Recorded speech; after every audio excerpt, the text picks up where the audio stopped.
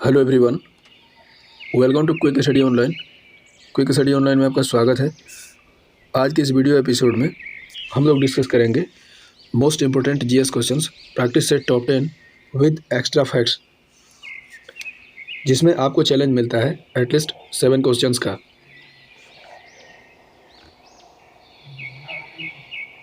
Railway, SSC, PSC, UP triple SC, लेखपाल and other all one day examinations, इन सभी परीक्षाओं की दृष्टि से वीडियो के सभी क्वेश्चंस वेरी यूजफुल और एग्जाम ओरिएंटेड है। आप अपना राइट स्कोर जरूर रिकॉर्ड कीजिएगा, इससे आपको एक ओवरव्यू मिल सकता है। तो चलिए वीडियो को फटाफट से शुरू करते हैं। आज का पहला और इम्पोर्टेंट क्वेश्चन है, पीएम मोदी ने मलेरिया मुक्त भारत का लक्ष्य किस वर्ष तक रखा है? इसका सही उत्तर है वर्ष 2030 तक।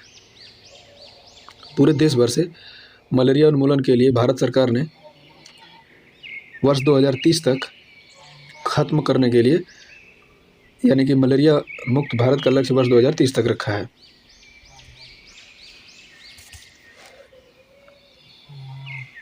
WHO द्वारा एक पहल शुरू की गई है। उस पहल का नाम है E2025 पहल। इस पहल का मुख्य उद्देश्य क्या है? WHO ने इस पहल के तहत वर्ष 2025 तक दुनिया के 25 देशों को मलेरिया मुक्त घोषित करने का लक्ष्य रखा है। ध्यान दीजिए, WHO ने वर्ष 2025 तक लक्ष्य रखा है, पर भारत सरकार ने वर्ष 2030 तक लक्ष्य रखा है। मलेरिया के लिए लोगों में जागरूकता पैदा करने के लिए हर वर्ष 25 अप्रैल को विश्व मलेरिया दिवस मनाया जाता है। ये मलेरिया रोग क्या है? तो मलेरिया एक मच्छर जनित रोग है जो कि मादा एनाफिलीज मच्छर के काटने से होता है, और इस रोग के लिए जो वाहक परजीवी जिम्मेदार है उसका नाम है प्लाज्मोडियम। WHO द्वारा अभी हाल ही में चीन को मलेरिया मुक्त घोषित कर दिया गया था। साथ ही मालदीव और श्रीलंका को भी खसरा एवं चेचक मुक्त WHO ने ही घोषित किया था। बात कर लेते हैं यदि WHO की, तो WHO यानी वर्ल्ड हेल्थ ऑर्गेनाइजेशन, इसकी स्थापना 7 अप्रैल 1948 को की गई थी। हेडक्वार्टर जिनेवा स्विट्जरलैंड में, और इसके वर्तमान अध्यक्ष टेड्रोस अधानोम है। देखिए, 7 अप्रैल को WHO की स्थापना की गई थी, इसीलिए प्रत्येक वर्ष हम 7 अप्रैल को वर्ल्ड हेल्थ डे मनाते हैं। अदर ऑप्शंस की बात कर लेते हैं,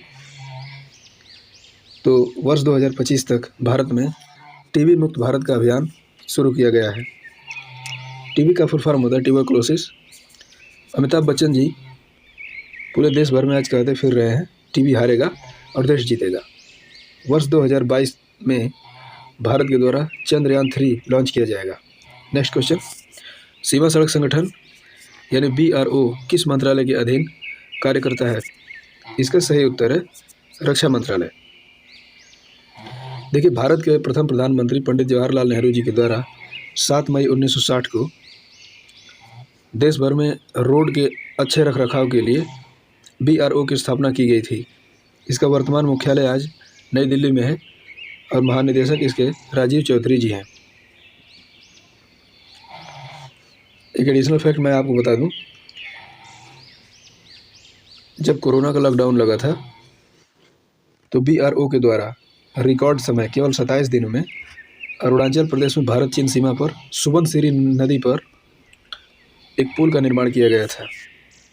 अदर ऑप्शंस में बात कर लें तो गृह मंत्रालय वर्तमान में अमित शाह जी के पास है। रक्षा मंत्री हमने आपको अभी बताया। विदेश मंत्री S जयशंकर। सड़क एवं राजमार्ग मंत्रालय नितिन जयराम गडकरी जी हैं। नेक्स्ट क्वेश्चन, किस वेद को ब्रह्म वेद भी कहा जाता है? इसका सही उत्तर है अथर्ववेद। अथर्वा ऋषि द्वारा रचित इस वेद का प्रयोग ब्रह्मा जी के लिए यज्ञ में प्रयोग किया जाता था, तब से इसे ब्रह्म वेद के नाम से भी जाना जाने लगा। आयुर्वेद जो चिकित्सकीय व्यवस्थाओं का या विधियों का द्योतक है, इस अथर्ववेद का ही एक भाग है। सबसे पहले तो ये समझ लेते हैं कि वेदों की संख्या कुल कितनी है, तो टोटल 4 है, और वेदों के संकलनकर्ता महर्षि वेद व्यास कृष्णा द्वैपायन है।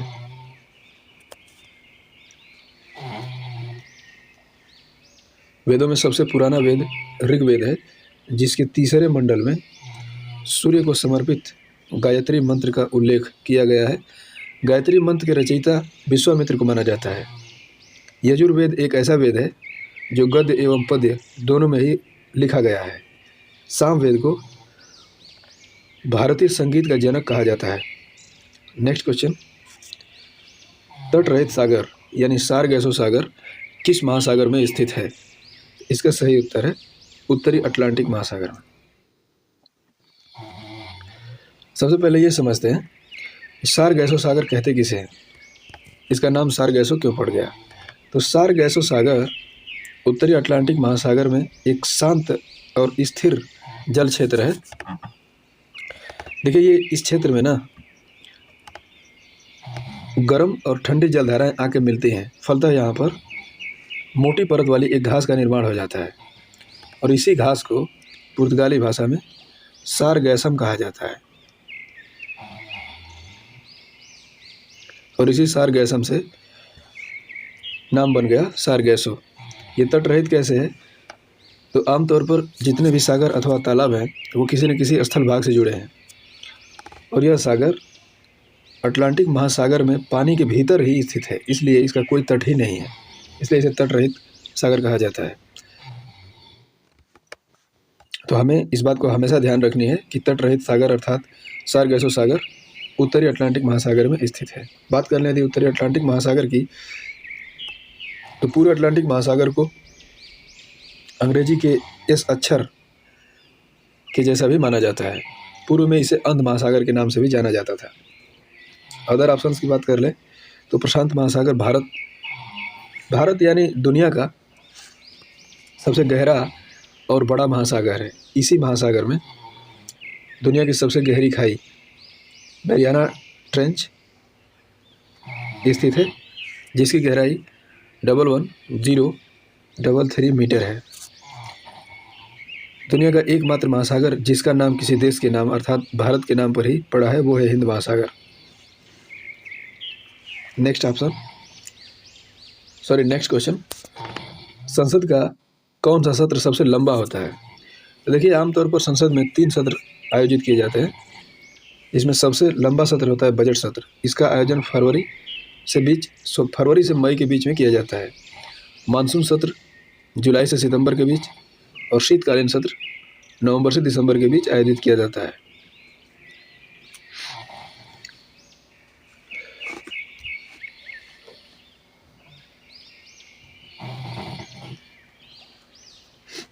देखिए, हमने अभी आपको बताया कि एक साल के भीतर कम से कम 3 बजट सत्र आयोजित किए जाने चाहिए तथा 2 बजट सत्रों के बीच अधिकतम 6 माह का वक्त हो सकता है। जो बजट सत्र होता है वो लंबा क्यों होता है? क्योंकि इसमें बजट से संबंधित सभी प्रावधानों पर विचार विमर्श करना होता है, सभी क्वेश्चंस के उत्तर देने होते हैं, इत्यादि समस्याओं को हल करने की वजह से इसका जो टाइम है या डिस्कसिंग ड्यूरेशन है वो लंबा हो जाता है। ऐसा भी कहा जा सकता है कि साल का पहला संसद सत्र कौन सा है? तो बजट सत्र है। शब्द जो बजट है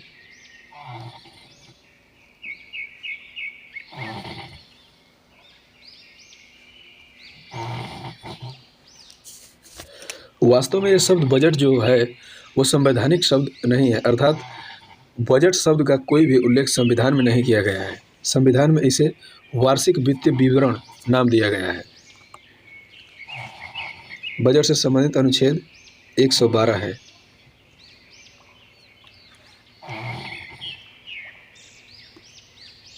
नेक्स्ट क्वेश्चन, पहला ICC T20 क्रिकेट विश्व कप किस देश में आयोजित किया गया था? तो इसका सही उत्तर है दक्षिण अफ्रीका में। देखिए, वर्ष 2007 में दक्षिण अफ्रीका में पहली बार ICC T20 क्रिकेट विश्व कप का आयोजन किया गया था, जिसमें प्रथम विजेता भारत था। बात कर लेते हैं यदि ICC T20 विश्व कप की, तो सबसे सफल टीम के रूप में वेस्ट इंडीज उभर के सामने आई है। अब तक 2 बार इसने खिताब जीता है, एक 2012 में और एक 2016 में। अभी हाल ही में यूएई और ओमान में 7वां आईसीसी T20 विश्व कप आयोजित किया गया था, जिसमें ऑस्ट्रेलिया ने इस खिताब को जीता है न्यूजीलैंड को हराकर।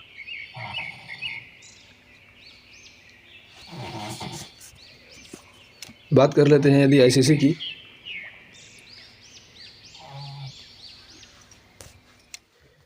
तो देखिए आईसीसी यानी इंटरनेशनल क्रिकेट काउंसिल, इसकी स्थापना 1909 में की गई थी। हेडक्वार्टर दुबई यूएई में है और वर्तमान में इसके अध्यक्ष हैं ग्रेग बार्कले, जो कि न्यूजीलैंड से बिलोंग करते हैं।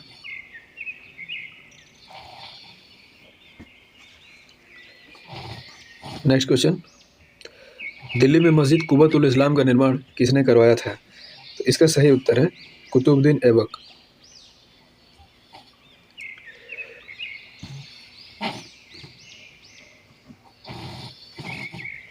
कुबत उल इस्लाम मस्जिद का निर्माण कुतुबुद्दीन ऐबक द्वारा करवाया गया था। भारत में निर्मित ये अपने तरह की पहली तुर्क मस्जिद थी। इसके द्वारा बनवाए गए अन्य आर्किटेक्चर्स भी महत्वपूर्ण है, जैसे 2.5 दिन का झोपड़ा उसने अजमेर राजस्थान में बनवाया था। कुतुब मीनार, जिसकी ऊंचाई वो आज 237 फीट है, इसकी नींव कुतुबुद्दीन ऐबक के द्वारा ही रखी गई थी। अच्छा, हम सभी में हमेशा एक कन्फ्यूजन रहता है कि कुतुब मीनार किसके नाम पर बनवाया गया था। सोचने पर ऐसा लगता है कि कुतुबुद्दीन ऐबक ने अपने नाम पर ही कुतुब मीनार का निर्माण करवाया था, पर ऐसा नहीं है। कुतुब मीनार का निर्माण प्रसिद्ध सूफी संत ख्वाजा कुतुब बख्तियार काकी के नाम पर उसने करवाया था।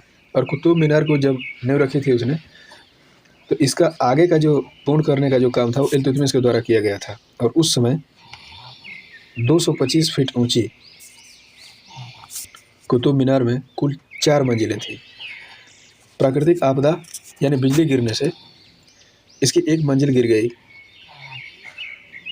बाद में जब फिरोज शाह तुगलक का रूलिंग टाइम आता है, तो उसने बची हुई शेष 3 मंजिलों में 2 मंजिलें और बढ़ा दी। इस तरह आज वर्तमान में कुल 5 मंजिल है कुतुब मीनार में और इसकी ऊंचाई 237 फीट हो चुकी है। बात कर लें यदि अदर ऑप्शंस की, तो हमने अभी आपको बताया इल्तुतमिश ने कुतुब मीनार का निर्माण पूर्ण करवाया था। इसने तांबे का जीतल एवं चांदी का टका इस नाम से 2 सिक्के चलवाए थे। इल्तुतमिश ने तुर्कान ए चिहलगानी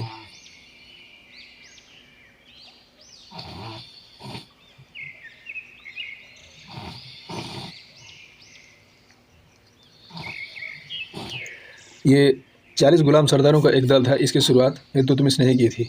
अलाउद्दीन के बारे में हम सभी लोग जानते हैं, इसने बहुत सारे परिवर्तन भारतीय इतिहास में किए थे, जैसे बाजार मूल नियंत्रण प्रणाली, घोड़ों को दागने की प्रथा, सैनिकों की हुलिया लिखने की प्रथा, और आर्किटेक्चर में भी इसने महत्वपूर्ण कार्य किए, जैसे 1000 खंबा महल, सीरी का किला इत्यादि।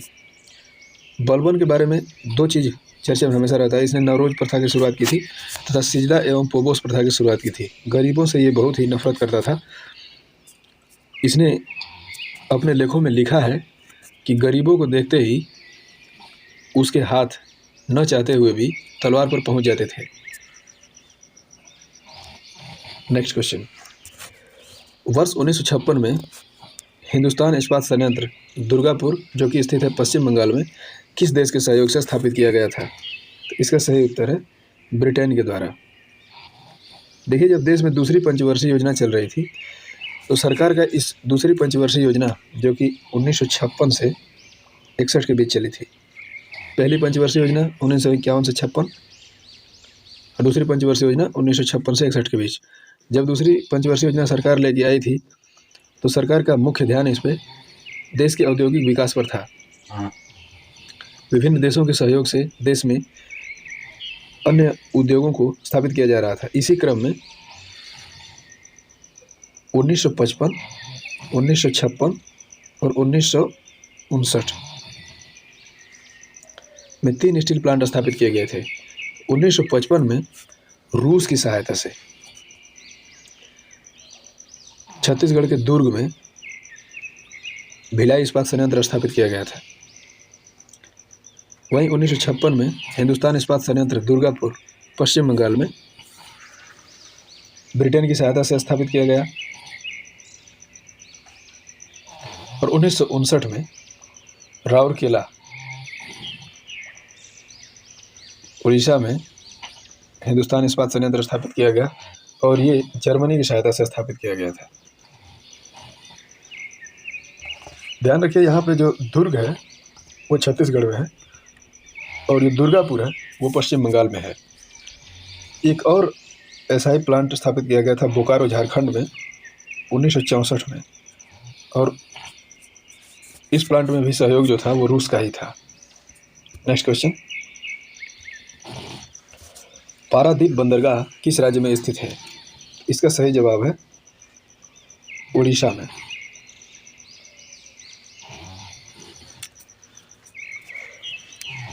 देखिए, बंदरगाहों की बात कर रहे हैं। कांडला बंदरगाह ये गुजरात में है और इसका नाम अभी हाल ही में पंडित दीनदयाल पोर्ट ट्रस्ट भी कर दिया गया है। देखिए, इतिहास में एक चीज़ बता दूं, पश्चिमी क्षेत्रों में ग्वादर पोर्ट जो वर्तमान आज पाकिस्तान में है, अंग्रेज़ों के समय में पश्चिमी क्षेत्रों में व्यापार की दृष्टि से बहुत ही महत्वपूर्ण था। किंतु जब देश का बंटवारा हो गया तो वो क्षेत्र पाकिस्तान में चला गया। ग्वादर पोर्ट के विकल्प के रूप में कांडला बंदरगाह जो कि गुजरात में स्थित है, इसका निर्माण किया गया था। हमने अभी बताया, नाम इसका अभी हाल ही में चेंज कर दिया गया है। तूतीकोरिन बंदरगाह तमिलनाडु में स्थित है और विशाखापट्टनम बंदरगाह आंध्र प्रदेश में है। यह भारत का सबसे गहरा बंदरगाह है। नेक्स्ट क्वेश्चन, किस महाद्वीप को पठारी महाद्वीप भी कहा जाता है? इसका सही उत्तर है अफ्रीका। हम सभी लोग जानते हैं कि अफ्रीका का अधिकांश क्षेत्र पठारी है, इसलिए इस महाद्वीप को पठारी महाद्वीप भी कहा जाता है। अफ्रीका का एक नाम और भी है, इसे अंध महाद्वीप के नाम से भी जानते हैं। आइए द्वीपों के अन्य नामों के बारे में चर्चा कर लेते हैं। जो उत्तरी अमेरिका है, इसे नई दुनिया के नाम से भी जाना जाता है। वहीं दक्षिण अमेरिका को पक्षियों का देश कहा जाता है। एशिया को महाद्वीपों का महाद्वीप कहा जाता है क्योंकि लगभग सभी सभ्यताएं एशिया से ही उभर के सामने आई हैं। एशिया को सभ्यताओं का पालना कहा जाता है, इसीलिए ऑस्ट्रेलिया को प्यासी भूमि का देश कहा जाता है क्योंकि ऑस्ट्रेलिया का अधिकतम क्षेत्र मरुस्थलीय है। मित्रों, तो ये थे हम लोगों के आज के टॉप 10 क्वेश्चन जिसको हम लोगों ने डिस्कस किया और मैंने कोशिश की आपको अच्छे से हर इन्फॉर्मेशन उपलब्ध कराने की। उम्मीद करता हूँ वीडियो आपको अच्छी लगी होगी। यदि आपको वीडियो अच्छी लगे तो मेरी एप्रिसिएशन के लिए आप चैनल को लाइक और सब्सक्राइब जरूर करें, थोड़ा शेयर भी जरूर करें, क्योंकि ऐसा करने से हम लोगों की ये फैमिली और बड़ी हो सकती है। जो कल मैंने आपसे क्वेश्चन पूछा था, नीति आयोग के पहले उपाध्यक्ष कौन थे? तो इसका सही जवाब है अरविंद पनगड़िया। देखिए, नीति आयोग के बारे में चर्चा करते हैं। सबसे पहले तो ये जान लीजिए कि 1950 में भारत के प्रथम प्रधानमंत्री पंडित जवाहरलाल नेहरू जी के द्वारा योजना आयोग लाया गया था। अगस्त 2014 में मोदी जी के द्वारा योजना आयोग को रद्द कर दिया गया तथा 1 जनवरी 2015 को योजना आयोग के स्थान पर नीति आयोग लाया गया। नीति यानी national institution for transforming India, Hindi में यदि इसे कहें तो भारत परिवर्तन के लिए राष्ट्रीय आयोग, ऐसा कह सकते हैं।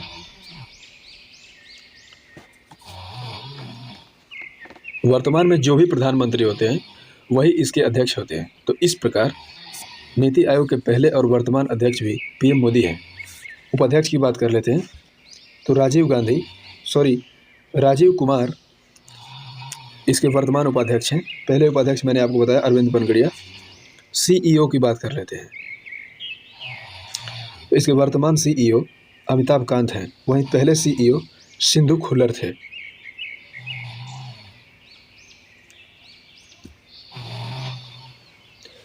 आपके लिए आज का जो प्रश्न है, उपसौर की घटना कब घटित होती है।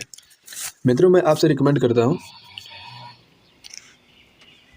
क्वेश्चन का जो भी आंसर है उसे आप जितना ही हो सके विस्तार में लिखने का पूरी कोशिश करिए, क्योंकि चीज़ों को रिवाइज करना और विस्तार से पहुंचना ही वह कुंजी है जिससे हम चीज़ों को लंबे समय तक याद रख सकते हैं। और दूसरा सजेशन ये है कि आप अपना राइट स्कोर कमेंट बॉक्स में ज़रूर बताइएगा, और आपके लिए आपका कोई भी सजेशन हमारे लिए मोस्ट है, तो इसलिए आप कोई भी सजेशन कमेंट बॉक्स में ज़रूर टाइप करें। हर कमेंट मैं देखता हूँ, तो आपका कमेंट हमारे लिए मोस्ट इम्पोर्टेंट है। आज की वीडियो में बस इतना ही। आपका धन्यवाद।